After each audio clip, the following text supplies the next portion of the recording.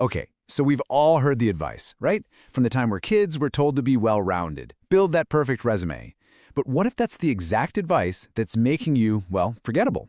Today, we're going to dig into a really cool, kind of counterintuitive idea that might just change how you think about your strengths. It's called the spike strategy. So let me ask you this to get started. Are you building a resume or are you building a reputation?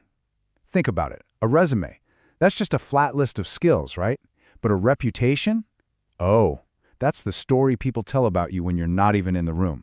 It's got depth, it's got flavor, and the spike strategy? Well, that's your blueprint for building that unforgettable reputation. I mean, just look at this. This completely flips our conventional wisdom on its head. We've been taught our whole lives that well-rounded is the goal. But look at the word sitting right next to it. Forgettable. Generic. It just blends in. Now look over at spiky. That's memorable. Distinct. See, a spiky person doesn't just happen to stand out. They stand out by design. So let's start with the problem, which is what I call the well-rounded trap. We've been told forever that being pretty good at a lot of things is the ideal, but that advice, it comes with a really serious hidden cost. And that hidden cost is what we can call the NPC trap. Now, if you've ever played a video game, you know exactly what an NPC is, a non-player character. You know, they're the ones who fill the world, maybe they give you a single line of dialogue, but they are never the hero of the story. They're just part of the background. And here's the real danger of being too well-rounded. It's not that you're bad at things. No, not at all. You're competent. You're qualified. But in a sea of other competent, qualified people, you just become interchangeable. You risk becoming a background character in your own life and career. Okay, so if being well-rounded is the trap, what's the antidote? How do you break out of being an NPC? Well, it's time to find your spike. So a spike isn't just a hobby or something you're kind of good at. It's a deliberate strategy. It's the conscious choice to go deep, to become exceptionally, uniquely good at something that is just so you. It's about cultivating that one thing that makes you absolutely impossible to replace. I absolutely love this example because it's so specific. It's not just, oh, I like video games, or I'm interested in medicine. No, it's this incredibly specific, fascinating, and super memorable intersection of the two. Seriously, imagine meeting someone at a party who told you that was their passion. You would not forget them. You'd have to know more. And that, right there, is the magic. A spike's true power isn't just about what you know. It's about the conversations it starts. It's an instant hook that makes people curious about you. It's your unique calling card, the thing that invites connection and makes you maybe the most interesting person in the room.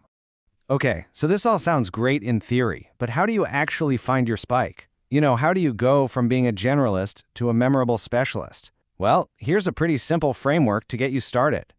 It really just boils down to 3 steps. First, you identify your intersections. You combine 2 or 3 things you're passionate about, even if they seem totally unrelated. That's where your unique angle is hiding. Second, you pursue depth. You commit to that intersection. You go all in and become the go-to person for it. And finally, you craft your story. You figure out a compelling, concise way to share your spike with the world. So take a second. What are your unique combinations? Maybe it's, I don't know, 18th century French poetry and cryptocurrency. Or maybe it's urban beekeeping and data visualization. Just remember, the more unique the combination, the stronger and more memorable the spike. All right, so once you've found your spike and started developing it, what's the payoff? Let's talk about the incredible power that comes from being truly distinct in a world that honestly pushes us all towards conformity. So why is having a spike so powerful? Well, first, the obvious one. It makes you memorable. But it does more than that. It creates a kind of social gravity. People are just drawn to your unique expertise. And that gravity, it opens doors to opportunities a well-rounded person would never even see. And finally, it's a huge signal that you're someone who can commit, who can go deep on something. And that is an incredibly valuable trait. And if you need a visual, just look at the difference here. In a crowded room, the well-rounded person's impact is... Okay, it's there, but it's minimal. They don't really make waves. But the spiky person? Whoa, their impact is massive. Their distinctiveness commands attention and leaves a really lasting impression. Look, ultimately, it all comes down to a choice.